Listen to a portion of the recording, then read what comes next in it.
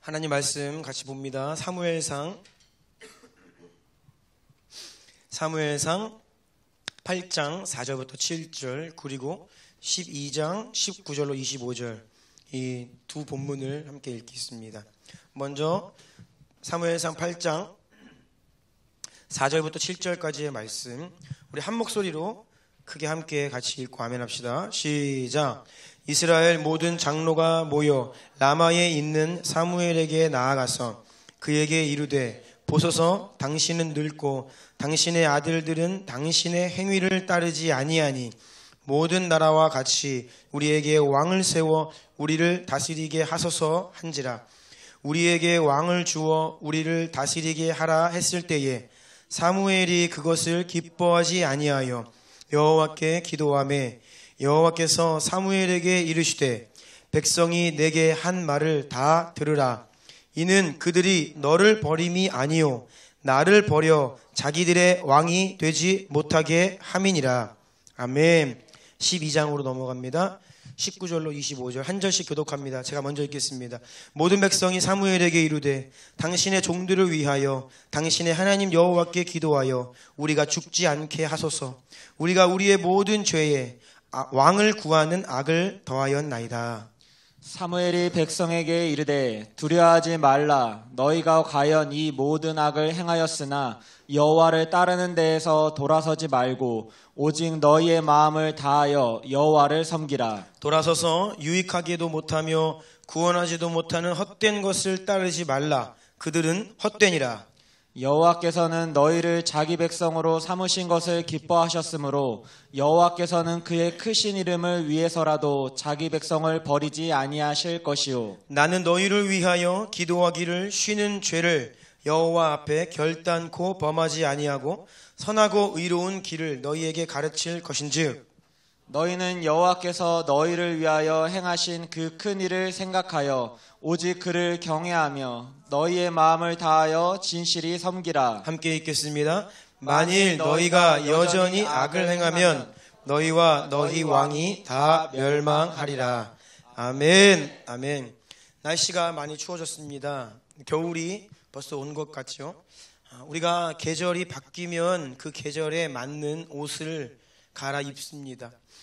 그래서 영적인 계절도 마찬가지입니다. 하나님께서 때가 되면 계절을 바꾸시는데 계절이 바뀔 때에 우리는 옷을 갈아입어야 합니다. 그동안 지난 시즌에 입고 있었던 익숙한 옷을 벗어 던지고 이제 다시 새 옷을 챙겨 입어야 돼요. 조금은 처음에는 익숙하지 않지요. 하지만 계절에 따라 옷을 바꿔 입는 것, 이것은요 영적으로 깨어있는 자만이 할 수 있고 하나님의 마음을 아는 자가 그리 할 수 있습니다. 하나님은 계절을 바꾸고 계시는데 우리는 그것을 알지 못해요? 그러면 자꾸 이전의 옷을 입고 있는 거죠.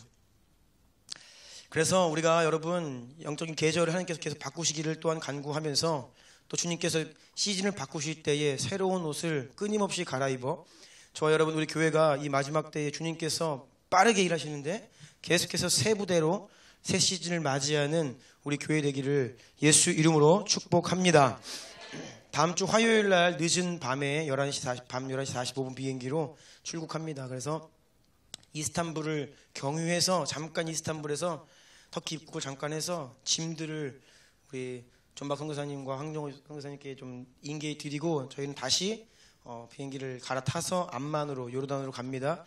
요르단에서 우리 고 배은정 선교사님 유품 정리하고요. 그동안 또 현지 교회 목사님들이 많이 기도해 주셨거든요. 그래서 찾아뵙고 인사드리고 또 우리 요르단 POG 선교사님들과 함께 예배하고 그런 시간을 갖고요. 그 다음 주 월요일 날 터키로 넘어갑니다. 터키에 가자마자 이즈밀로 존박 선교사님과 함께 이즈밀로 내려갑니다. 이즈밀에서 터키 선교사님들 모여서 이틀간 시간을 갖고요. 화요일 날 밤에 다시 이스탄불로 올라와서 수요일 목요일 이틀 시간 갖고 목요일 밤 늦은 비행기를 타고 귀국을 합니다. 그래서 한국에 도착하면 금요일 그 다음 주 금요일 오후에 한국에 돌아옵니다.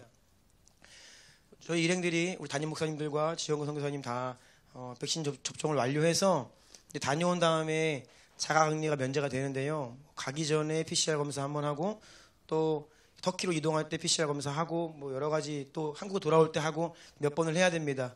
그때마다 혹여라도 이 양성이 한번 떠버리면 굉장히 큰 차질이 있어요. 비행기를 못 타거나 또 한국에 와서도 2주간 자가격리를 또 해야 되는 어떤 그런 불상사가 생길 수 있기 때문에 여러분 좀 각별히 기도해 주시고요. 우리 최은영 자매님께서 공동체방에 올려주신 그 릴레이 기도 있죠? 시간대별로 잘 나누었고 거기에 기도 제목들 또 기도문이 자세하게 기록이 되어 있습니다. 여러분들 꼭 하루에 한 번 정도는 시간을 정하셔서 우리 이 여정을 위해서 기도로 함께 해 주시기를 부탁드리겠습니다. 정말이죠? 네. 그래서 이번 여정이 좀 기대가 많이 되고요. 하나님께서 지성 교사님과 우리 모든 리더십들에게 새 마음과 또한 새로운 하나님의 마음을 부어주시기를 간절히 원합니다. 오늘 영적 질서 16번째 시간입니다. 기도의 영을 간절히 구하십시오. 그래야 새로운 시대를 여는 기도의 사람이 될 수 있습니다. 이러한 제목으로 하나님의 말씀 전하겠습니다. 사무엘은 이스라엘의 마지막 사사였다라고 할 수 있습니다. 물론 사무엘이 늙었을 때에 그의 사무엘의 아들들이 사사로 세워집니다. 하지만 그 아들들은 아버지 사무엘과 같지 않았습니다. 자기 욕심을 채우려고 뇌물을 받고 부정한 일을 서슴없이 하는 영적으로 심히 타락한 아들들이었어요. 참 아이러니하죠. 어떻게 사무엘의 아들들이 이럴 수가 있을까? 이름과 직분만 사사였지 사실상 하나님께서 사사가 어떤 사람들입니까? 하나님이 택하신 백성, 하나님이 약속이 있는 백성이에요. 그 민족이 하나님을 떠나고 영적으로 방황할 때 하나님은 강권적으로 사사를 세우셔서 어쨌든 뭐 자격이 있든 없든지 간에 그에게 권능의 옷을 입히시고 기름을 부으시고 그래서 이방의 압제로부터 구원하시고 영적인 각성을 일으키시는 데 사용하신 그러한 인물들이 바로 누구예요? 사사입니다. 그런데 이 사무엘의 아들들은 이름과 직분만 사사였지 전혀 어떤 이런 사사의 역할을 하지 못하죠. 그래서 사실상 마지막 사사는 누구였냐? 사무엘이다라고 할 수 있습니다. 사무엘이 늙었습니다. 그 아들들이 제 역할을 못합니다. 그래서 이스라엘 백성들이 어떻게 하느냐? 사무엘에게 왕을 세워달라고 요구하기 시작합니다. 8장 4절부터 7절까지 다시 한번 읽어드리겠습니다. 이스라엘 모든 장로가 모여 라마에 있는 사무엘에게 나아가서 그에게 이르되 보소서 당신은 늙고 당신의 아들들은 당신의 행위를 따르지 아니하니 모든 나라와 같이 우리에게 왕을 세워 우리를 다스리게 하소서 한지라. 우리에게 왕을 주어 우리를 다스리게 하라 했을 때에 사무엘이 그것을 기뻐하지 아니하여 여호와께 기도하며 같이 읽겠습니다. 여호와께서 사무엘에게 이르시되 백성이 내게 한 말을 다 들으라. 이는 그들이 너를 버림이 아니요 나를 버려 자기들의 왕이 되지 못하게 함이니라. 아멘. 사무엘은 백성들이 왕을 요구하자 하나님께 나아가서 기도합니다. 그리고 하나님께서는 사무엘에게 이렇게 말씀하시는 거예요. 사무엘아, 백성들이 너를 버린 것이 아니라 나를 버린 것이다. 사무엘아, 네가 버림받은 것이 아니라 내가 내 백성들에게 버림을 받은 것이다. 사무엘은요, 자신이 평생 헌신하며 섬겼던 백성들이 자기를 버렸다라고 느꼈던 것 같습니다. 배신감과 실망감이 매우 컸던 것으로 보입니다. 뒤에 사무엘상 12장에 가면요, 이제 사무엘이 공적인 선지자의 직분을 가지고 공적인 사사의 신분으로 마지막으로 이스라엘 백성들에게 하는 말이 나오는데요, 그때 사무엘이 이렇게 말합니다. 12장 2절입니다. 보라, 나는 늙어 머리가 휘어졌고 내 아들들도 너희와 함께 있느니라. 내가 어려서부터 오늘까지 너희 앞에 출입하였거니와.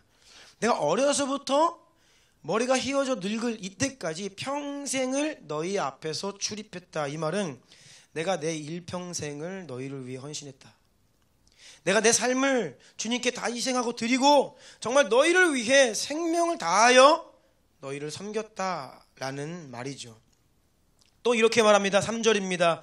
내가 여기 있나니 여호와 앞과 그의 기름 부음 받은 자 앞에서 내게 대하여 증언하라. 내가 누구의 소를 빼앗았느냐? 누구의 나귀를 빼앗았느냐? 누구를 속였느냐? 누구를 압제하였느냐? 내 눈을 흐리게 하는 뇌물을 누구의 손에서 받았느냐? 그리하였으면 내가 그것을 너희에게 갚으리라 하니. 평생 너희를 섬기며 헌신하여 여기까지 달려왔는데 내가 단 한 번이라도 너희 것을 빼앗은 적이 있느냐? 한번 생각해 봐라. 어찌하여 나에게 이렇게 하느냐? 또 그러한 말입니다. 그때 백성들이 이야기합니다. 아닙니다. 당신은 우리에게 결코 단 한 번도 그리하신 적이 없습니다. 당신의 헌신과 그 신실하심을 우리가 너무 잘 압니다. 이것이 백성들의 대답이었어요. 자, 그런데 왜 사무엘에게 왕을 달라고 요구하는 것일까요? 더 무서운 것은 하나님께서 그런 백성들의 요구를 들으시면서 뭐라 말씀하셨습니까? 사무엘아, 너를 버린 게 아니라 나를 버린 것이다. 하나님께서 백성들이 하나님 나를 버렸다라고 말씀하시는 거예요.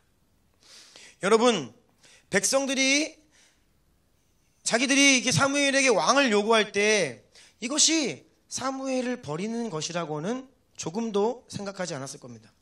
그들은 사무엘을 버리는 의미에서 그 왕을 요구한 것이 아닙니다. 더군다나 그것이 하나님을 버리는 것이라고는 정말 상상치도 못했던 일입니다. 왕을 요구하지만 그것이 실상 사무엘을 버리고 하나님을 버리는 것이라는 것을 백성들 스스로는 인식하지 못해요. 그들은 그럴 의도가 없습니다.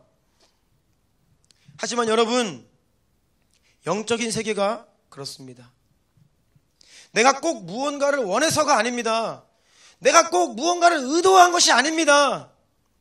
그냥 원하는 대로 자연스럽게 본성을 따라 살다 보면요, 결코 그런 의도는 없었지만, 그런 의미가 절대로 아니었지만, 나는 하나님을 떠날 마음이 이만큼도 없음에도 불구하고 사실상 내가 하는 말, 내가 하는 행동, 내가 하는 선택이 하나님을 버리고 하나님을 등지고 하나님을 떠나는 말과 행동과 선택이 될 수 있다는 거예요.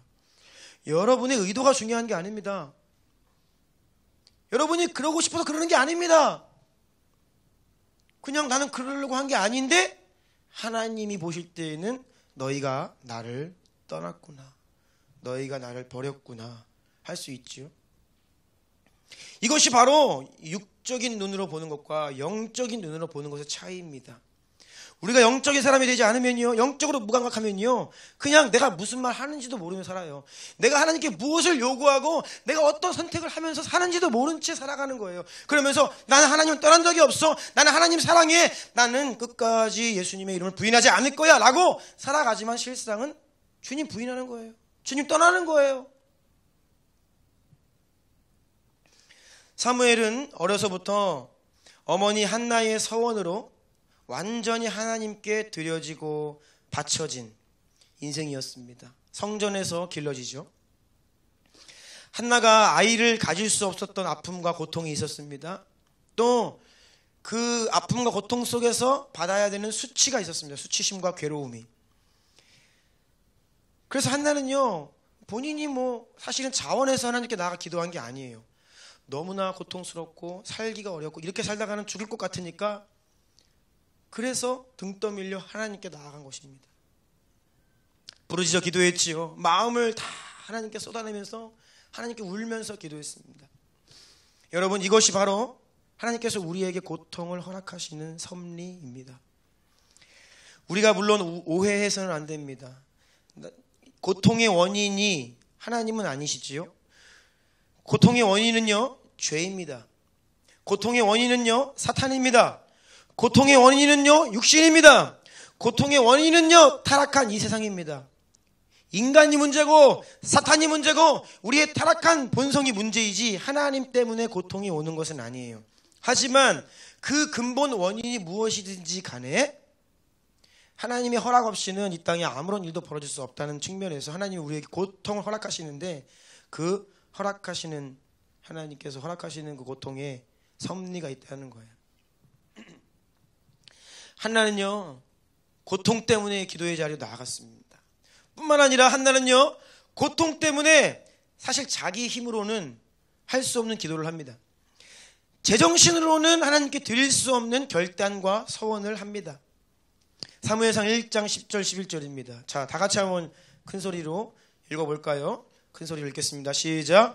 한나가 마음이 괴로워서 여호와께 기도하고 통곡하며 서원하여 이르되 만군의 여호와여, 만일 주의 여종의 고통을 돌보시고 나를 기억하사 주의 여종을 잊지 아니하시고 주의 여종에게 아들을 주시면 내가 그의 평생에 그를 여호와께 드리고 삭도를 그의 머리에 대지 아니하겠나이다. 아멘, 아멘, 아멘. 여러분 잘 따라하고 계시죠? 네. 우리 자모실도 잘 따라하고 계시죠? 네. 오늘 지방방송이 좀 많은 것 같아요. 자모실에. 네. 저를 보셔야 됩니다. 어머니들도. 아이들이 떠드셔도 저를 보셔야 돼요. 그리고 가정 안에서도요. 네. 우리가 대면하고 있지는 않지만, 제가 여러분이 보이지는 않지만 주목하셔야 됩니다. 네. 한나가 마음이 괴로워서 기도하고 통곡하며 서원을 하는데, 어떤 서원을 하냐? 아직 아이를 갖기도 전입니다. 태중에 임신하기도 전에 이 아이를 하나님 만약에 주시면 나실인으로 구별하여서 어느 1년, 2년, 5년, 10년 단기간, 일정 기간 나실인으로 헌신하는 것이 아니라 이 아이의 생명과 인생 전체를 나실인으로 구별하여 하나님께 바치겠습니다. 이런 서원을 해요. 제정신으로 할 수 없습니다. 한나가 자기의 힘으로는 할 수 없는 서원을 주님께 하는 것인데, 이러한 엄청난 서원을 하나님께 올려드릴 수 있었던 원동력이 무엇이냐? 따라해보세요. 한나의 고통, 한나의 아픔. 아멘. 여러분, 고통과 아픔을 가지고 계십니까? 그것이 하나님께로부터 온 것은 아니지만 하나님은요, 여러분이 믿음을 가지고 주 앞에 서면 여러분의 고통과 아픔까지도 하나님이 받으시는 제물 삼아 주십니다. 예, 그것을 꼭 기억하셔야 돼요. 하나님의 백성들과 믿음의 사람들에게는 무의미한 고통은 없습니다. 우리의 고통과 아픔과 수치, 심지어 죽음까지도 우리가 믿음을 가지고 주님 붙들면요, 나의 죽음도, 나의 질병도, 나의 실패도, 나의 무너짐도, 나의 수치도, 나의 상처도 하나님 영광 받으시는 통로로 사용하신다는 거예요. 얼마나 감사합니까? 여러분의 실패도 여러분이 믿음 잃지 않으면요, 하나님이 영광 받으시는 통로로 삼아 주십니다. 아멘. 사무엘이 태어나던 당시는 사사시대의 끝자락입니다. 마지막 사사라고 했지요. 정말 가장 짙은 영적인 어두움에 사로잡혀 있었던 때입니다. 사무엘상 3장 1절 2절 다 같이 읽어볼까요? 시작. 아이 사무엘이 엘리 앞에서 여호와를 섬길 때에는 여호와의 말씀이 희귀하여 이상이 흔히 보이지 않았더라. 엘리의 눈이 점점 어두워가서 잘 보지 못하는 그때에, 영적으로 어두운 시대가 됐기 때문에 여호와의 말씀이 희귀하다, 이상이 흔히 보이지 않았다.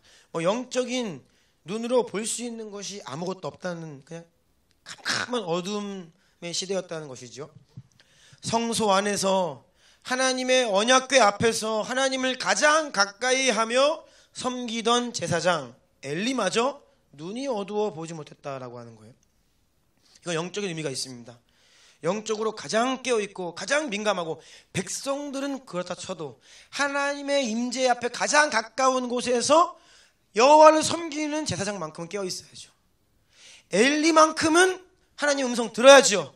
그 사람만큼은 주의 비전을 봐야 되죠. 그래서 백성들을 하나님의 뜻과 비전으로 인도하고 일깨우고 해야 될 사명을 가진 엘리 제사장, 그의 영적인 눈도 어두워져 버린 겁니다. 또 그 엘리의 아들들의 행실은 어떠했습니까?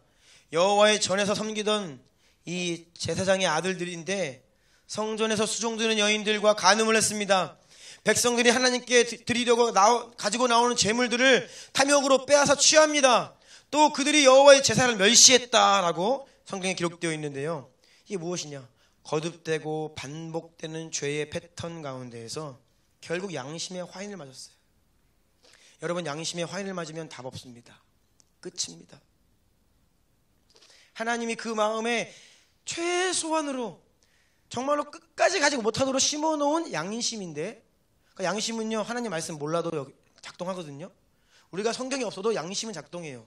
그 양심이 최소한 하나님의 형상으로 지음받은 인간이 넘지 말아야 될 선을 지키는 게 양심인데, 양심을 화해를 받는다? 이거 끝나는 겁니다, 여러분. 답이 없어요.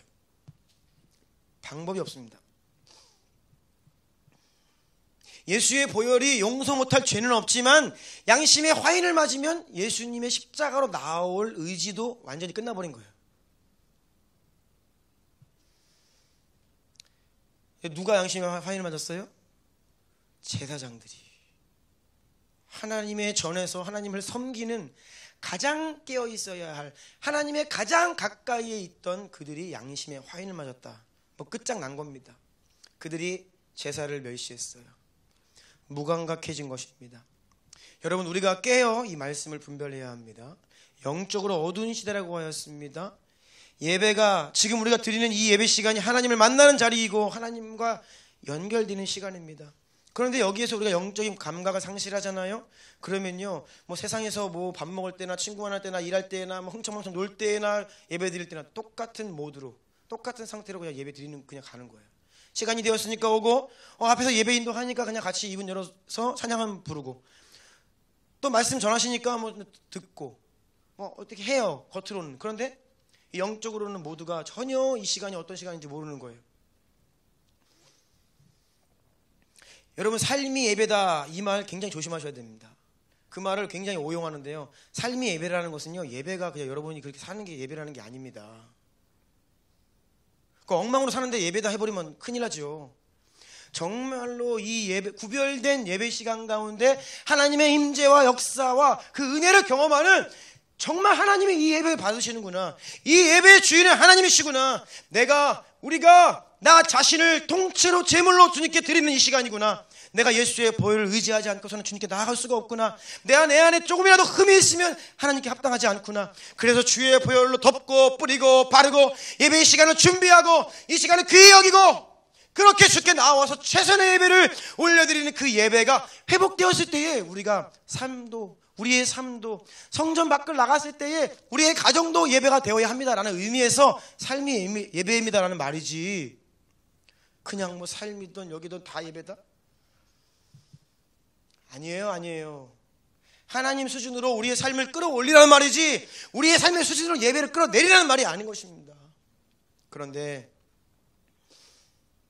오늘날 얼마나 적지 않은 주님의 백성들이 그 예배 가운데 영적인 감각을 상실했습니까? 그냥 왔다 갑니다. 살아있는 예배를 드리지 못합니다. 주님을 예배 가운데 경험하지 못해요. 이곳에 하나님이 임재해 계시고 충만히 운행하시는데 그 하나님을 도무지 맛보아 알지 못하는 겁니다. 그렇게 시간이 지나잖아요. 겉모양과 형식은 있지만 이것이 하나님께 드리는 예배라고 하는 영적인 감각을 상실합니다. 그러면요, 예배를 멸시하는 자리까지 나아갈 수 있는 거예요. 이스라엘의 상황은 정말로 아무런 소망이 없습니다. 완전히 다 끝난 것 같은 상황입니다. 그리고요, 이 사무엘상 초반부에 보면요, 결국 이런 상태에서 전쟁에서 이겨보려고 언약궤 끌고 갔다가 언약궤 뺏기고요, 이 엘리 제사장의 두 아들 홈리와 비느하스 하나님께 심판받아서 전쟁에서 죽임당하고요, 그 전쟁터에서 언약궤를 빼앗기고 당신의 두 아들이 죽었습니다라고 하는 소식을 들을 때에 이 엘리 제사장이 의자가 뒤로 넘어가서 비둔한 몸을 가누지 못하고 목이 부러져 죽습니다. 어떻게 제사장이 그런 죽음을 맞이할 수 있죠? 하나님의 사람이 어떻게 그런 죽음을 맞이하죠? 그 비참한 것입니다. 비극입니다. 어디 소망의 빛이 보입니까? 완전히 망한 것 같습니다. 그런데 여러분, 하나님 말씀에 주목하셔야 됩니다. 그럼에도 불구하고 주님께서는 뭐라고 말씀하시느냐? 3장 3절 4절 읽겠습니다. 시작. 하나님의 등불은 아직 꺼지지 아니하였으며 사무엘은 하나님의 궤에 있는 여호와의 전 안에 누웠더니 여호와께서 사무엘을 부르시는지라 그가 대답하되 내가 여기 있나이다 하고. 아멘.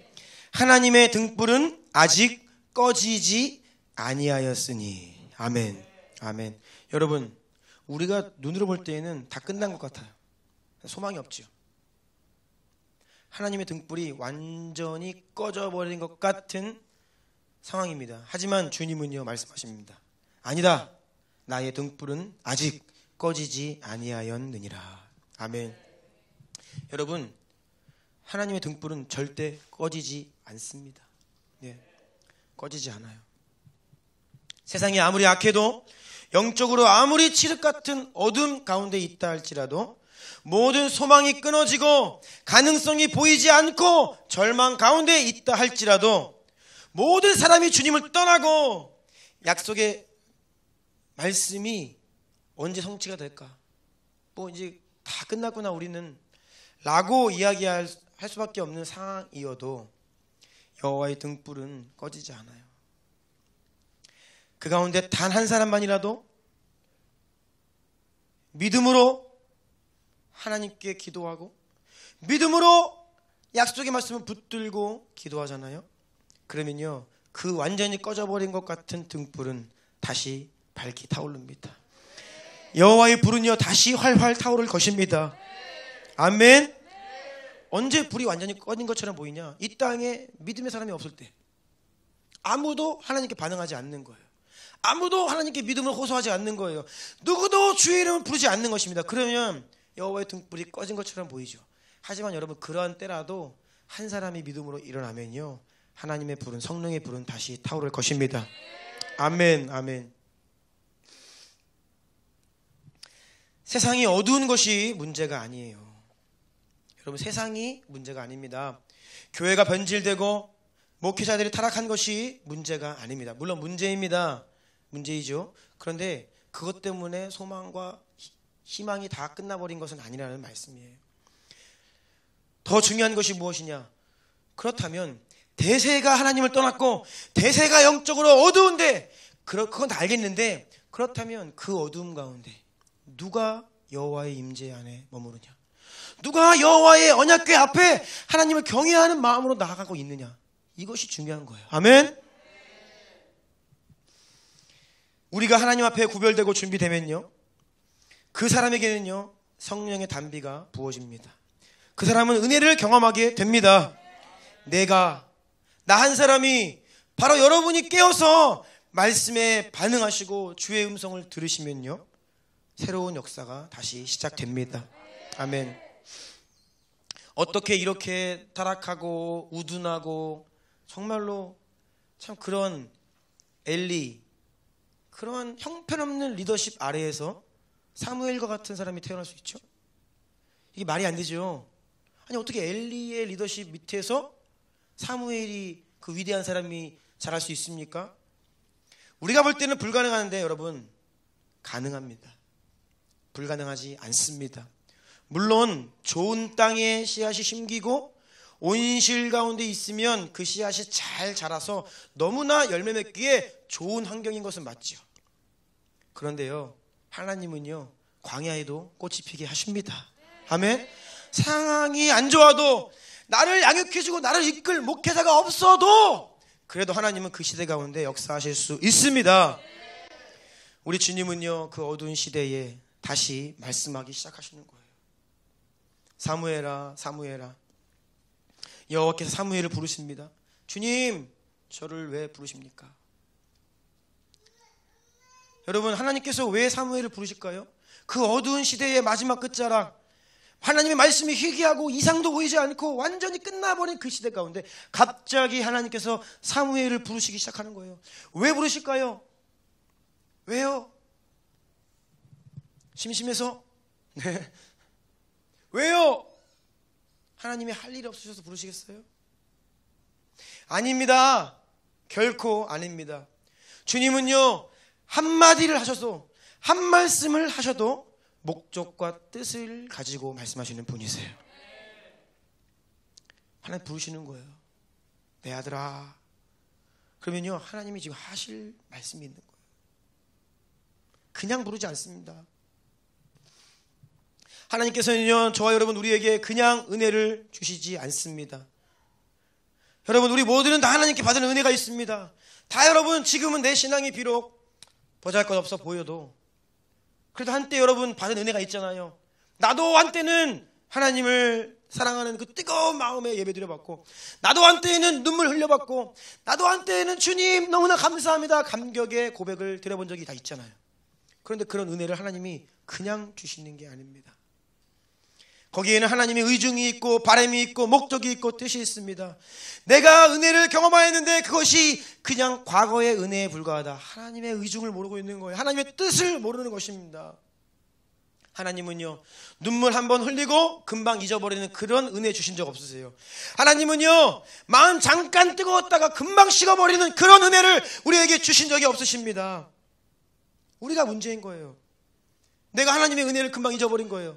그 은혜는 영원한 은혜입니다. 영원토록 하나님이 날 향해 하고자 하시는 일을 시작하시기 위해 날 찾아오셨고, 날 구원하셨고, 감격의 눈물을 흘리게 하셨고, 회개하게 하셨고, 돌아오게 하셨는데, 하나님의 마음은 그러한데 내가 하나님의 은혜를 잊어버린 거예요.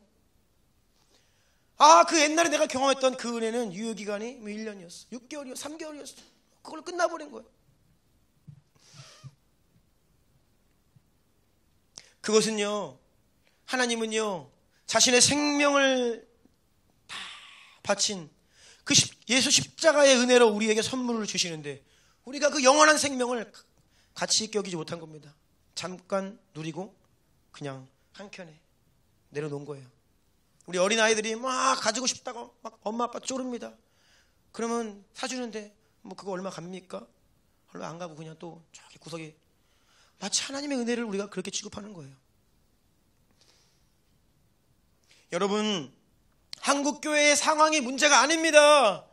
뭐 어느 교회의 어떤 목사님 그게 문제가 아닙니다. 누가 문제냐? 내가 문제예요. 여러분이 문제입니다. 하지만 반대로 내가 바뀌면, 여러분, 우리 주나의 성도 여러분 한 사람이 바뀌면 부흥은 그때부터 다시 시작되는 것입니다. 아멘.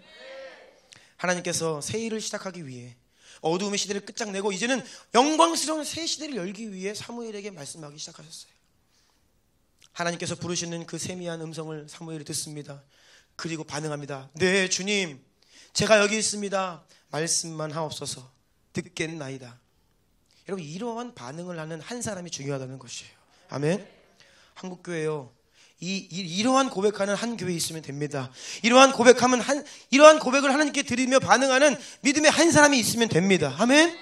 그러면 여호와의 등불은 다시 환히 밝혀질 것입니다. 우리가 누구의 음성을 들어야 하냐? 사람의 음성 아닙니다. 세상에서 들려오는 유괴 소리 아닙니다.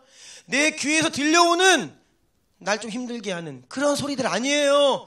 우리가 듣고 반응해야 되는 것은요, 하나님께로부터 들려오는 영의 음성입니다. 여러분, 하나님의 소리에 반응하십시오. 하나님의 말씀에 반응하십시오. 인간의 말에 반응하잖아요. 그러면 무너뜨리는 일에 동참하게 됩니다. 무너뜨리는 일.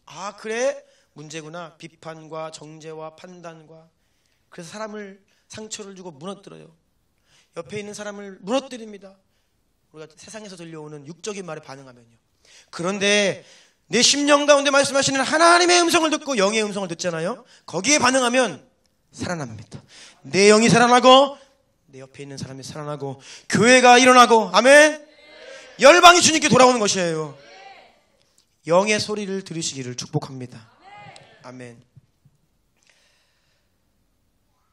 그렇게 사무엘은 하나님의 음성을 듣기 시작하고요. 그때부터 이제 하나님의 사람으로 세움받아서 선지자로 사사로 일평생 하나님께 쓰임을 받는데요. 그렇게 그 인생 전체를 하나님께 쓰임받고 난 이후에 사무엘이 자기의 인생이 어떤 인생이었는지를 말해주는 가장 중요한 한 구절이 있습니다. 이것이 바로 사무엘의 정체성이었어요. 오늘 본문 12장 23절 같이 읽습니다. 시작. 나는 너희를 위하여 기도하기를 쉬는 죄를 여호와 앞에 결단코 범하지 아니하고 선하고 의로운 길을 너희에게 가르칠 것인지. 아멘. 사무엘의 인생의 정체성을 한마디로 표현한 말씀입니다. 나는 너희를 위하여 기도하기를 쉬는 죄를 여호와 앞에 결단코 범하지 아니하겠다. 아멘. 여기서 너희가 누구예요? 하나님 백성입니다. 하나님의 나라입니다. 하나님 나라의 공동체입니다. 하나님의 나라를 위해 기도하는 것을 쉬는 죄를 결단코 범하지 않겠다. 사무엘은요, 하나님께 자신을 헌신했지요. 이것은 하나님의 나라를 향한 헌신입니다. 이것은요, 나라가 뭐예요? 대한민국이 뭐예요? 백성들이 없으면 나라가 없죠. 하나님의 나라는요, 하나님 나라의 백성들을 의미하는 거예요. 사무엘이 하나님께 드려졌습니다. 그러나 사무엘은 하나님의 나라를 위해 드려진 거예요. 또한 하나님 나라의 백성들을 위해 드려진 인생입니다. 그래서 사무엘은 그 백성들을 위해 기도하는 것을 쉬는 죄를 결단코 범하지 아니하겠다라고 말하고 있는 것이죠. 만약에 사무엘이 하나님 나라를 위한 기도를 잠시 멈춘다? 그것은 나에게 죄다라고 이야기하고 있어요. 지금 우리가 매주 금요일마다 기도학교를 하고 있습니다. 기도학교를 신청하지 않으신 분들도 금요일날 교회에 오십시오. 그러면 이곳에서 짧은 기도 티칭과 함께 뜨겁게 기도할 수 있는 자리가 될 것이에요. 기도가 중요하지요. 기도를 해야 합니다. 머리로 지식으로 다 합니다. 이 가운데 모르시는 분 계세요? 아무도 없습니다. 우리 시안이도 알고 아이들도 다 알아요. 기도가 중요하고 기도해야 된다고 다 합니다. 그런데 왜 기도 안 합니까? 그런데 사실 안 하는 게 아니에요. 못하는 겁니다. 막상 기도하려 해도요, 5분 10분 지나면 무슨 기도해야 될지 모르죠. 그래서 여러분들의 기도를 도우려고 매일 기도문 올려드리는 거예요. 그거라도 읽으시라고요. 그러면요, 그거 읽으면 시간이 또 지나잖아요. 보혈기도 하고 우리가 호흡기도 하고 또 선포기도 합니다. 계속 이러한 기도의 방법들을, 툴들을 여러분들에게 드리는 거예요. 왜요? 어떻게 하면 기도할 수 있는 사람이 될까? 어떻게 하면 기도할 수 있을까? 우리 자신에게 기도의 능력이 없기 때문에 우리의 기도를 도울 수 있는 이 툴들을, 도구들을 계속 제공하고 있는 겁니다. 기도에 있어서 가장 중요한 게 무엇이냐? 여러분 따라해 보세요. 기도의 영. 기도의 영. 예. 기도는요, 영적인 활동이죠. 기도는 호흡입니다. 아멘. 기도는 호흡과 같다. 이거 틀린 말이에요. 기도는 호흡입니다. 영의 호흡인데 그 영이의 영으로 하는 겁니다. 그래서 기도의 영을 받아야 기도할 수 있는 거예요. 왜 기도가 안 되냐? 기도의 영을 받지 못했기 때문이에요. 물론 이건 성령님을 말합니다. 성령님께서 우리 가운데 임하시고 성령님께서 우리 가운데 기도의 영으로 활발히 역사하셔야 우리가 비로소 기도할 수 있는 거예요. 그 기도의 영을 받지 못했기 때문에, 경험치 못하기 때문에 그냥 우리의 수준이 잠깐 기도하고 끝나는, 밥 먹을 때 기도하고 잠깐 기도하고 마는, 5분 기도하면 더 이상 할 기도가 없는 그러한 수준에 머무를 수밖에 없다는 것이죠. 안 하는 것이 아니라 못하는 것입니다. 여러분, 기도의 영을 구하십시오. 매일 구하십시오. 기도의 영이 임하면 여러분 그때부터 기도가 되기 시작합니다. 다른 차원의 기도가 시작됩니다. 사무엘이 평생 하나님 나라와 백성들을 위해 끊임없이 쉬지 않고 기도할 수 있었던 이유는요, 다른 게 아니에요. 성령께서 기도의 영으로 사무엘의 인생 가운데 역사하셨기 때문입니다. 그래서 여러분, 저와 여러분들, 우리 교회는요, 이 사무엘에게 역사하신 그 성령 하나님, 기도의 영이 필요한 것입니다. 백성들이 왕을 구합니다. 하나님께서 그것을 기뻐하지 아니하셨죠. 그런데 그것을 누가 할 수 있어요? 백성들이 왕을 요구합니다. 근데 그것을 하나님께서 기뻐하지 않으십니다. 자, 백성들이 왕을 요구하는 행위는 눈에 보이는 육적 세계입니다. 그런데 하나님께서 그것을 기뻐하지 아니하신다는 것은 영적 세계의 일이에요. 누가 눈에 보이는 현상들에 대한 하나님의 평가를 알 수 있어요? 영의 눈을 뜬 자예요. 영적인 세계를 보는 자입니다. 영의 음성을 듣는 자가 하나님의 마음을 알 수 있는 것이에요. 바로 기도의 영을 가지고 주님께 나아가 기도하는 자, 그가 바로 하나님의 마음을 알 수 있습니다. 백성들의 요구대로 결국 왕을 세웁니다. 이스라엘의 초대 왕 누구입니까?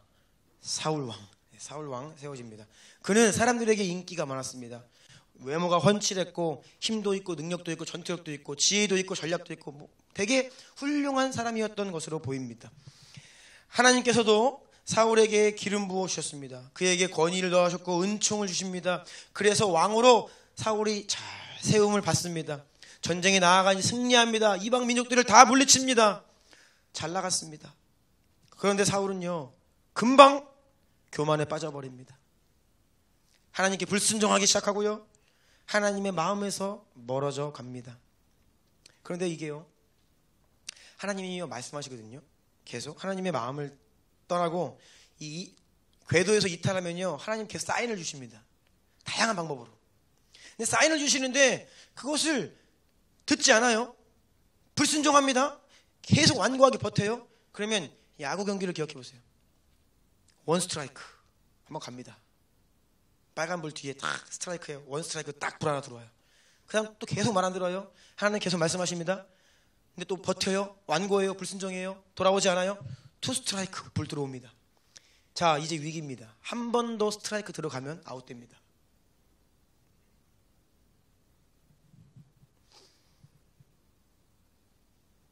하나님의 길에서 궤도 이탈한 사람은 사실 직접 영의 음성을 들을 상태가 아니에요. 그래서 하나님은요, 환경을 통해 말씀하시고 상황을 통해 말씀하시고 무엇보다 사람을 통해 말씀하십니다. 계속 말씀하세요. 그런데 계속 완고하게 버티고 불순종하고 그렇게 가면요, 결국 스트라이크 3개 들어가면요, 아웃되는 겁니다. 사울이 그랬어요. 하나님을 불신했죠. 왕이 넘지 말아야 할 제사장의 자리까지 자기가 들어가 버립니다. 그리고 무엇보다 불순종해요. 그런데 사울이 분명히 하나님의 뜻을 알았던 것 같아요. 알고 불순종합니다. 모르고 불순종하면요, 조금 정상 참작이 됩니다. 근데 알고 불순종하면요, 이거 완악한 것이거든요. 그래서 그런 사울에게 사무엘이 이렇게 말하는 것입니다. 사무엘상 15장 22, 23절 다 같이 읽겠습니다. 시작. 사무엘이 이르되 여호와께서 번제와 다른 제사를 그의 목소리를 청종하는 것을 좋아하신 같이 좋아하시겠나이까. 순종이 제사보다 낫고 듣는 것이 순양의 기름보다 나으니 이는 거역하는 것은 점치는 죄와 같고 완고한 것은 사신 우상에게 절하는 죄와 같음이라. 왕이 여호와의 말씀을 버렸으므로 여호와께서도 왕을 버려 왕이 되지 못하게 하셨나이다 하니. 아멘. 하나님께서 사울을 버리셨다 말씀하시는데 정말 무서운 말씀이죠. 아까 말씀드린 것처럼 양심의 화인을 맞은 상태에 말합니다. 근데 이것은요, 하나님께서 가능성을 차단하시는 게 아니에요. 야, 네 인생 이제 끝이야. 너는 이제 더 이상 자비가 없어. 그런 게 아닙니다. 하나님은요, 무한한 자비와 용서, 긍휼 베푸시는 분이에요. 하나님은요, 누구라도 돌이키면요, 어떤 죄도 다 용서해 주십니다. 아멘. 예수님의 십자가는요, 그 보혈은요, 용서 못할 죄가 없습니다. 인간은 용서 못할 죄가 있죠. 그런데 하나님은 용서 못할 죄가 없어요. 그런데 이 하나님께서 그를 버리셨다는 것은요, 사울의 상태가 완전히 양심의 화인을 맞고 자기 스스로가 하나님께 돌아갈 수 있는 남은 1%의 가능성까지 자기가 지워버린 거예요. 불순종함으로.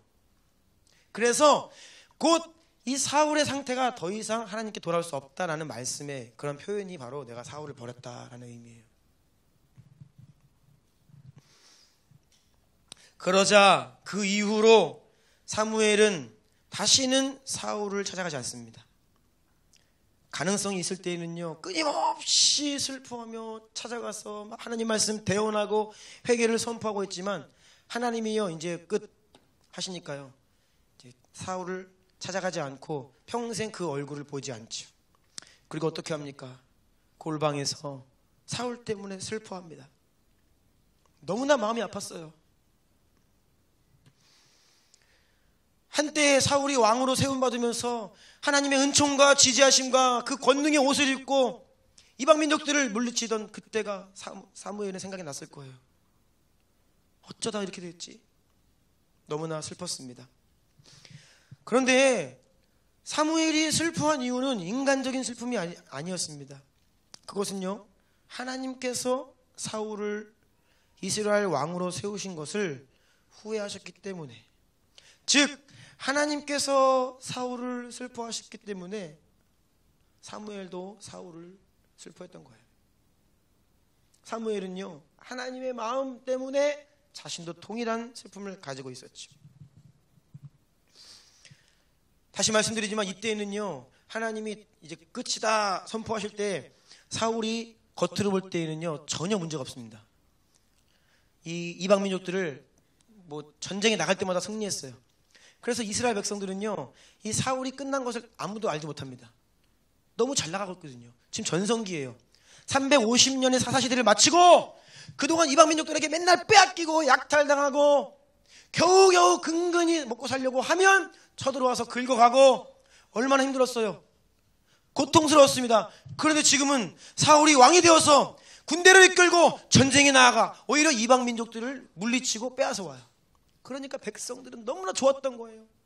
박수를 치고 환호를 하고 이제는 먹고 살만하다 라고 이야기하고, 그때에 하나님께서는요 사울왕에 대해서 끝이다 라고 선포를 하시는데 그걸 누가 아냐고요? 한 사람만 알아요. 한 사람만. 사무엘. 온 백성이 그 영적인 사실을 모릅니다. 그냥 눈에 보이는 우리나라가 전성기가 도래했구나. 너무나 기쁜 거죠. 나의 육적인 욕구를 다 채워주고 먹고 살게 해주고 안정된 나라, 부강한 나라가 되게 되었으니까 그냥 사울 왕이 좋은 겁니다. 기도하는 자만이, 골방에서 하나님과 연결되어 있는 자만이 눈에 보이는 세상 그 이면에 있는 하나님의 마음을 알 수 있는 것입니다. 아멘. 예. 그리고 그렇게 하나님과 연결되어 있는 기도하는 사람이 더 이상 과거나 현재에 안주하지 않고 현재의 슬픔에 매몰되어 있지 않고 하나님께서 앞으로 하실 일들을 깨닫고 다시 일어나서 믿음을 가지고 새로운 출발을 할 수 있는 것, 그게 바로 기도의 영을 가지고 기도하는 자. 아멘. 사무엘상 16장 1절입니다. 여호와께서 사무엘에게 이르시되 내가 이미 사울을 버려 이스라엘 왕이 되지 못하게 하였거늘 내가 그를 위하여 언제까지 슬퍼하겠느냐. 너는 뿔에 기름을 채워 가지고 가라. 내가 너를 베들레헴 사람 이새에게로 보내리니 이는 내가 그의 아들 중에서 한 왕을 보았느니라 하시는지라. 아멘. 하나님의 마음을 받는 거예요. 현실과 전혀 무관한, 현실에서는 아직 전혀 보이지 않는 무언가, 하나님이 하고자 하시는 계획을 받는 것입니다. 이것이 하나님의 의중이고 하나님의 뜻입니다. 하나님의 계획을 알게 되는 거예요. 그래서 여러분, 기도의 영은요 곧 하나님과의 친밀함입니다. 하나님과의 친밀함. 사무엘의 삶을 보면요, 그는 계속해서 하나님께 나아갑니다. 기도로 나아갑니다. 단순히 주의 이름 크게 부르며 열심히 기도한 것이 아닙니다. 나의 상황을 주님께 다 말씀드려요. 백성들이 왕을 요구하니까 그 슬픈 마음을 가지고 실망, 좌절감을 가지고 주님께 나아가는 거예요. 하나님, 백성들이 왕을 요구합니다. 어떻게 해야 됩니까? 하나님, 왕이 타락하여 교만하여 하나님을 떠납니다. 어떻게 해야 됩니까? 하나님, 그냥 그 마음에 있는 모든 걱정, 근심들을 다 하나님께 가지고 나아가서 말씀드리는 거예요. 그런데 그렇게 말씀드리고 끝나는 것이 아니라 하나님은요 거기에서, 그 자리에서 하나님도 동일하게, 사무엘아, 네가 네 마음에 있는 것을 나에게 다 이야기하는구나. 나도 내 마음에 있는 것을 너에게 이야기해 주겠다. 하나님이 계속 말씀하시는 거예요. 너무나 구체적으로.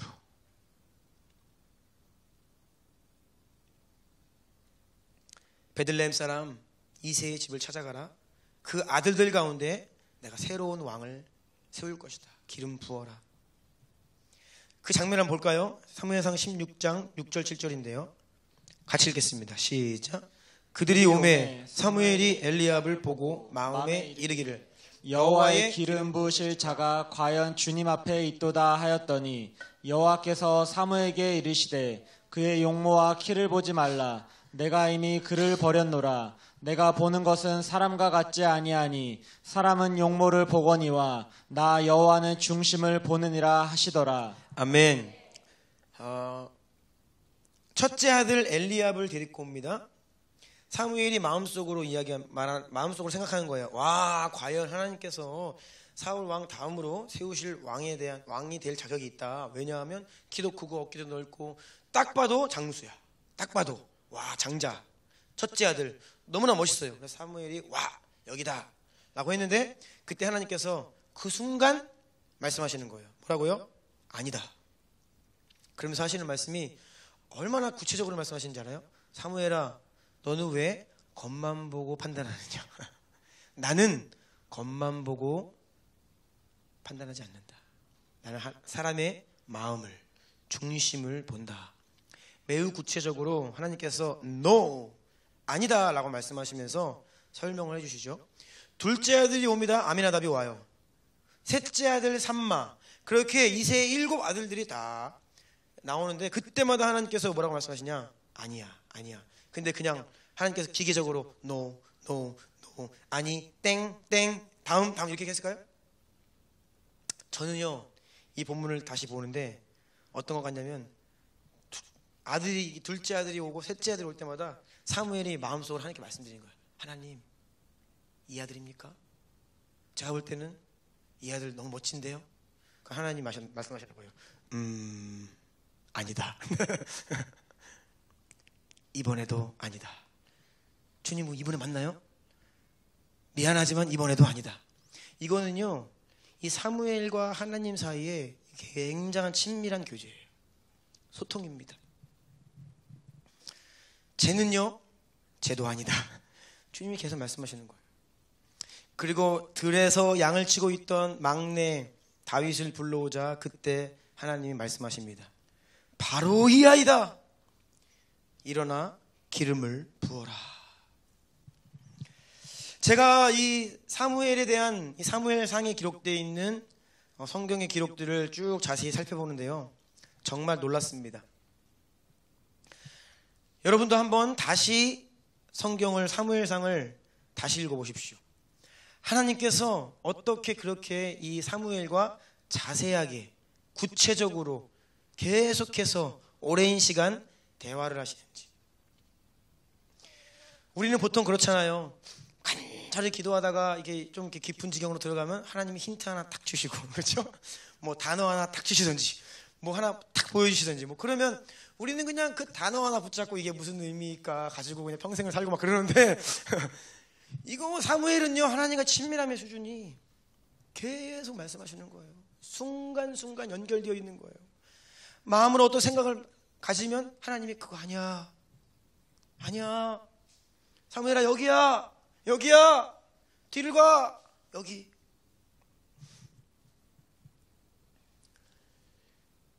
처음 베들레헴 2세의 집에 가서 한 왕을 내가 세울 거니까 기름 부어라 말씀하실 때에 사무엘이 그렇게 말합니다. 하나님, 안 됩니다. 큰일 납니다.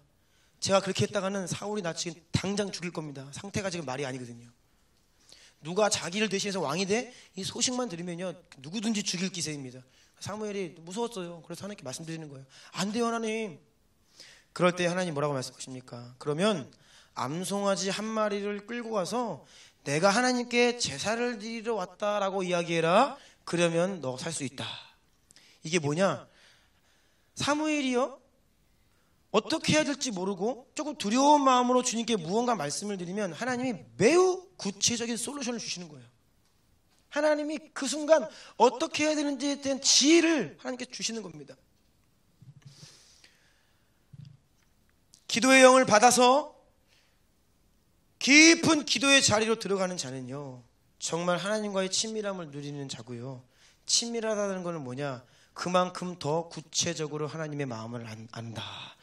더 구체적인 삶의 대책과 솔루션이 하나님으로부터 우리에게 주어지는 것.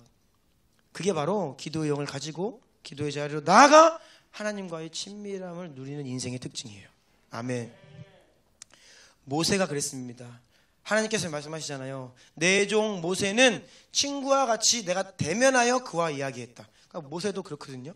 항상 성소에 들어가서 하나님과 기도하고 대화하고. 이렇게 하나님과 남다른, 성경 안에서도요, 남다른 하나님과의 친밀함을 누렸던 사람들의 공통점이 있는데, 그들은요, 그 시대의 영적 분위기를 완전히 바꾸는 사람이었을 뿐만 아니라 영적 분위기만 바꾸는 게 아니에요. 완전히 시대를 바꿔버립니다. 시대를. 우리가 역사를 볼 때에 시대가 있잖아요. 어떤 큰 변곡점을 가지고, 기준을 가지고 시대를 구분해요. 뭐 왕이 바뀐다든지 체제가 바뀐다든지 시대를 구분하는 굵직굵직한 사건들이 있는데, 이렇게 하나님과 깊은 친밀함을 누렸던 사람들은요, 시대를 바꾸는 데에 쓰임받는 거예요. 모세는요, 400년이 넘는 이집트 노예 생활에서 그들을 건져내어 홍해를 가르고 약속의 땅으로 인도하는, 역사를 바꾸는, 시대를 바꾸는 그런 인물로 쓰임받죠. 사무엘도 마찬가지입니다. 350년이 넘는 사사시대를 끝장내고 이제는 메시아를 예표하는 다윗의 왕국의 시대로 이끄는 거예요. 바로 하나님과 친밀함을 누렸던 사람들이 그러한 역사의 인물로 사용되었다는 것이죠. 구약의 마지막 선지자는 말라기입니다. 말라기서를 끝으로 구약 성경이 마칩니다. 400년 동안, 그 이후로 400년 동안 어떤 계시도 주어지지 않습니다. 정말 어두운 때였습니다. 그런데 그 400년의 어두움을 끝내고 메시아의 영광스러운 그 시대를 준비하는 자가 누구예요? 세례 요한이에요. 근데 세례 요한은 어떤 사람입니까? 그도 나시린이었어요. 구별되었어요. 세상을 등지고 사람을 등지고 어디로 나아갑니까? 광야로 나아가서 하나님과 깊이 교제하고, 그의 정체성은 뭐였어요? 광야에서 외치는 자의 소리. 그냥 한 사람의 인생이 정체성이 뭐예요? 소리예요. 하나님의 소리야. 그는 그냥 하나님의 소리가 되어서 살아갔던 거예요. 그가 메시아의 영광스러운 시대로 이스라엘 역사를 바꿨다는 것이죠. 여러분, 우리도 하나님과의 친밀함을 누려야 합니다. 아멘. 여러분, 기도의 영을 구하십시오. 더 깊은 관계를 갈망하십시오. 더 깊은 기도의 골방으로 들어가, 더 깊은 자리로 들어가 그곳에서 하나님을 만나셔야 합니다. 그렇게 되면요 더 이상 사람이 문제가 되지 않습니다. 더 이상 이 시대가 어둡고 교회가 어떻고 나에게 이런 문제가 있고 나라가 어떻고 법이 어떻고, 여러분, 그것이 더 이상 문제가 되지 않아요. 아무리 이 시대의 영적인 어두움이 깊다라고 하여도 우리는요, 하나님과 연결되어 있으면요, 새 시대를 여는 자로 광야의 길을 내고 사막에 강을 내시는 하나님의 역사의 통로가 될 것입니다. 그리고요, 이 마지막 때에 남은 알곡들을 추수하시고 또 선교의 완성을 이루시고 다시 오실 예수 그리스도, 그 길을 예비하는 영광스러운 교회와 성도들로 여러분을 사용하실 것입니다. 그렇게 하나님의 시대적인 역사에 쓰임받는 자가 존귀하고 영광스러운 거예요. 아멘. 여러분의 꿈이 뭐예요? 여러분의 바람이 무엇입니까? 여러분 무엇을 추구하십니까? 이 세상에서 그 어떤 것보다 가장 가치 있는 것은요, 하나님께 쓰임받는 것입니다. 하나님의 역사의 통로가 되는 것입니다. 아멘. 마지막으로 한 말씀만 더 드리기를 원합니다. 1800년대에 미국 제2차 대각성 운동을 그때의 그 부흥의 통로로 쓰임받았던 찰스 핀이라고 하는 목사님 계십니다. 엄청난 분이었습니다. 매우 유명합니다. 우리에게 다 알려져 있는 분이고, 제가 예전에 이 부흥의 역사에 대해서 이제 설교할 때에 찰스 핀이 목사님에 대해서 구체적으로 나눈 기억이 있습니다. 이 핀이 목사님은 전 세계의 기독교 역사 가운데 너무나 잘 알려져 있는 유명한 사람입니다. 그런데 사람들이 잘 모르는 그 핀이 목사님 주변에 있던 몇몇 기도의 사람들 이름조차 몰라요. 저도 이번에 알았습니다. 이 찰스 핀이 목사님 곁에서 또 배후에서 그의 사역을 위해 기도하고 또 하나님께서 부흥을 주시기를 계속 기도했던 기도의 그룹들이 있었어요. 소수였지만 기도의 사람들이 있었습니다. 그 가운데 한 사람은 아벨 클레리라고 하는 사람입니다. 이분은요, 피니 목사님이 이렇게 말씀하십니다. 이 클레리 씨는 나의 모든 집회를 위해 기도하는 사람입니다. 내가 집회를 마치고 그 교회와 그 도시를 떠나도 그는 그 도시에 남아서 계속해서 기도했습니다. 그는 제 평생의 사역 가운데 단 한 번도 사람들에게 드러난 적이 없습니다. 그는 평생 골방에서 아무에게도 알려지지 않은 채 나를 위해, 하나님 나라의 그 부흥을 위해 기도했던 사람이다 라고 찰스 피니 목사님이 이야기했어요. 아벨 클레리라고 하는 사람입니다. 또 한 사람이 있습니다. 다니엘 내쉬라고 하는 분입니다. 그는 뉴욕 인근에 있는 무명 목회자였습니다. 작은 교회 목회자였어요. 그의 나이 48세 때 목회를 하던 중에 그는 찰스 피니의 이 사역에 자기 자신을 중보 기도로 드리겠다라고 주님께 서원을 하면서 그때부터 기도에 헌신을 하기 시작합니다. 그래서 이 피니 목사님이 어느 도시에서 며칠간의 집회 일정이 잡히면 이분은 몇몇 기도하는 그룹들을 조성하여서 미리 그 도시에 2주, 3주 전에 먼저 가요. 그리고 방을 한 칸 빌립니다. 그리고 그 방에 들어가서 기도를 하기 시작하는 거예요. 그들이 묵었던 하숙집 주인의 증언에 따르면 눅눅한 지하방, 조그마한 방 하나를 빌리더니 그 가운데 몇 명이 들어가서 나오지를 않는다는 거예요. 아무것도 먹지 않고 가끔씩 방에서는 끙끙대는 소리가 들렸다는 것입니다. 그래서 주인이 걱정이 돼서 문을 열면 그들은 무릎을 꿇고 땅에 얼굴을 묻고 기도 중이었다는 거예요. 그렇게 금식으로 2주, 3주 전에 먼저 그 도시에 가서 기도로 하나님, 이번 집회 가운데 영혼들 마음을 터치하십시오. 성령의 역사하셔서 이 패역한 세대들의 마음을 일깨우사 회개의 바람이 불게 하여 주시옵소서. 예수님을 나의 구원자로 영접하는 역사를 있게 하여 주십시오. 그렇게 계속해서 기도하는 자들이 있었다는 것이에요. 집회 날짜가 되었습니다. 집회가 시작됩니다. 그런데 그들은 여전히 그 골방에서 나오지 않아요. 계속 그 방에 머물면서 회중들을 위해 성령님께 간청하고 기도하며 기도했다는 것입니다. 여러분, 언제나 어두웠던 시대 가운데 하나님이 부흥의 새 시대를 연 그때는요, 우리가 눈에 보이는 다윗 왕처럼 이렇게 눈에 보이는 영광스러운 왕 있습니다. 하지만요, 그 배후에는요, 하나님께 연결되어서 그 친밀한 자리로 들어가 주님께 계속 간구하고 부르짖어 기도하는 기도의 사람들이 있었다라는 것이죠. 아멘. 저와 여러분이 바로 이러한 기도의 사람이 되어야 합니다. 아멘. 기도의 영을 가진 자는요, 진짜 우리가 기도의 영을 가지고 기도하면요, 그러면 오직 하나님께만 영광. 이게 종교개혁 때 회복된 5가지 진리 중에 하나입니다. 오직 하나님께만 영광. 이 말은 뭡니까? 내 영광은 필요 없습니다. 내 영광은 중요하지 않습니다. 이 말은 무엇이냐? 내가 드러나지 않아도 됩니다. 내가 유명해지지 않아도 됩니다. 내가 사람들에게 인정을 받지 않아도 됩니다. 주님만이 영광 받으신다면 그것으로 족합니다. 이게 누구예요? 골방에 들어가 기도로 시대를 바꾸는 자들인 거예요. 누가 여러분이 기도한다고 알아줍니까? 물론 바리새인들과 종교인들은 이 믿음을 보여주기식으로 합니다. 나는 기도를 이만큼 해, 나는 금식을 이만큼 하지. 자기 자랑으로 자기 교만 삼아서 뭐예요? 그것으로 자기의 영광을 취합니다. 외식하는 형식적인 기도의 사람들이죠. 하지만요, 진짜 기도하는 것은요, 아까 이종민 주사 말씀하신 대로 심는 일입니다. 심는 일. 열매를 거둘 때에는 여러분 기쁨이 있죠. 막 풍성한 수확을 얻는 거예요. 얼마나 기쁘겠어요. 소출이 나옵니다. 그러면요, 열매를 거두는 수확하는 일에는요, 기쁨이 있습니다. 보람이 있습니다. 위로가 있습니다. 보상이 있습니다. 때때로 사람들의 인정도 있습니다. 박수가 옵니다. 때로는 영광도 옵니다. 이게 바로 거두는 일이에요. 그런데 이와는 대조적으로 심는 것은요, 상당히 다른 차원의 일입니다.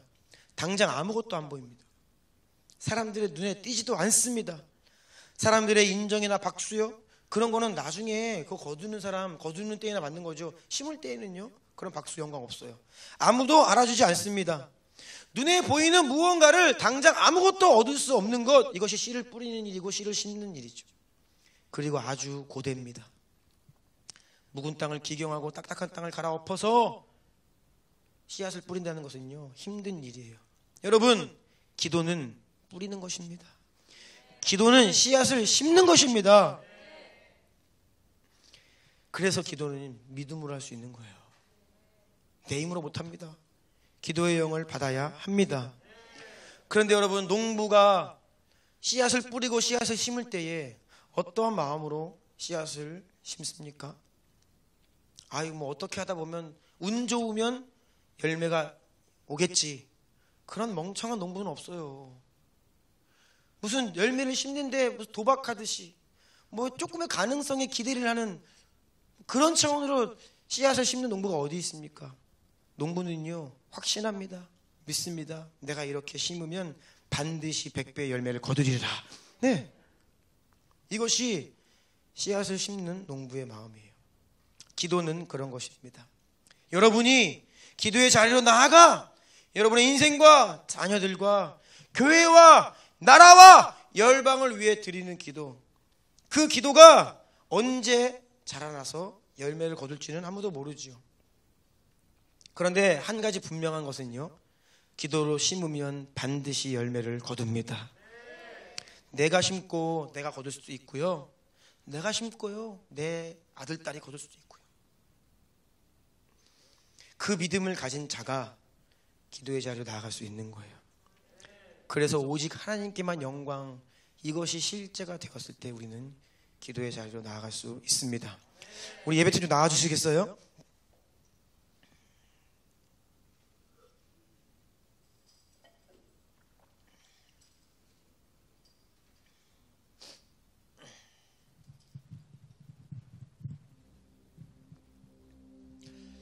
여러분, 기도의 영을 구하시기 바랍니다. 기도의 영을. 여러분, 무엇보다 기도의 사람이 되시기를 바랍니다. 기도하는 것에 여러분 가장 이 영적인 포커스를 맞추세요. 기도가 없으면 여러분 이 종교 생활이 될 수 있습니다. 기도가 없으면요, 말씀도 바리새인 만들어요. 지식으로 받습니다. 나를 교만하게 해요. 하나님의 말씀이 나를 넘어지게 해요. 기도하지 않으면요. 기도가 제일 중요한 거예요. 기도가 제일 중요해요. 우리 아버지들은 세상에 나아가서 일합니다. 처자식이 있기 때문에 열심히 일하죠. 많은 일들이 있습니다. 우리에게 맡겨진 최선을 다해 감당해야 될 일이 있습니다. 그런데 그 무엇보다 가장 중요한 일, 그것은 바로 우리가 기도하는 것입니다. 기도가 가장 중요해요. 그 자리로 나아가야 하나님의 마음을 아는 자가 됩니다. 그 자리로 나아가야 우리의 영안이 열립니다. 그래야 눈에 보이는 세상에 갇혀 살지 않고 영적인 세계로 들어가 하나님과 함께 이 시대를 기경하며 하나님의 뜻을 이 땅 가운데 이루는 가장 존귀한 인생으로 살 수 있는 것입니다. 여러분, 더 많이 기도하십시오. 나는 5분만 괜찮습니다. 10분 기도하십시오. 저는 밥 먹을 때만 기도하는데요. 괜찮습니다. 아침 저녁으로 시간을 구별하여 기도하기 시작해보세요. 더 많이 기도하시고요, 더 길게 기도하시고요, 더 크게 기도하십시오. 더 깊은 기도로 나아가십시오. 더 믿음으로 기도하십시오. 더 끈질기게 기도하십시오. 그리고 더 부지런히 기도하십시오. 그러한 자가 이 어두운 시대 가운데 구별되어 새로운 영광스러운 주의 예수 그리스도의 다시 오는 그 새로운 영원한 세상을 맞이하고 준비하고 예배하는 통로로 쓰임받을 것입니다. 그래서 여러분, 우리 주님교회는요, 세상이 아무리 어려워도 계속 부흥을 선포할 것입니다. 아무리 교회가 어렵다 해도 우리는 계속해서 주의 약속의 말씀 붙들고 부흥과 확장과 돌파를 선포할 것입니다. 아무리 코로나 이후에 미래를 비관하는 세상, 이것이 대세가 되다 하더라도 우리는 소망을 결코 잃지 않을 것입니다. 여러분, 삶이 어려워지고 그렇다고 여러분 주눅들지 마세요. 그것은 그냥 눈에 보이는 세상에 따라가는 인생이죠. 하나님과 연결되시고 세상을 바꾸고 영적인 판도를 변화시키고 시대를 완전히 뒤바꾸는 그런 하나님의 사람, 하나님의 교회가 바로 우리 주님교회가 되기를 예수 이름으로 선포합니다. 우리 한번 기도합시다. 예, 주여, 내가 그러한 기도의 용사가 되게 하여 주시옵소서. 사무엘에게 부어주신 그 기도의 영을 나에게 부어주시옵소서. 기도의 자리로 들어가 기도하는 자가 되게 하시고 기도로 하늘을 움직이는 교회가 되게 하여 주시옵시고, 이 시대 가운데 찬란한 주의 영광을 바라는 성도로 교회로 우리를 일으키시고 사용하여 주시옵소서. 우리 주의 이름 3번 크게 부르고 기도합시다.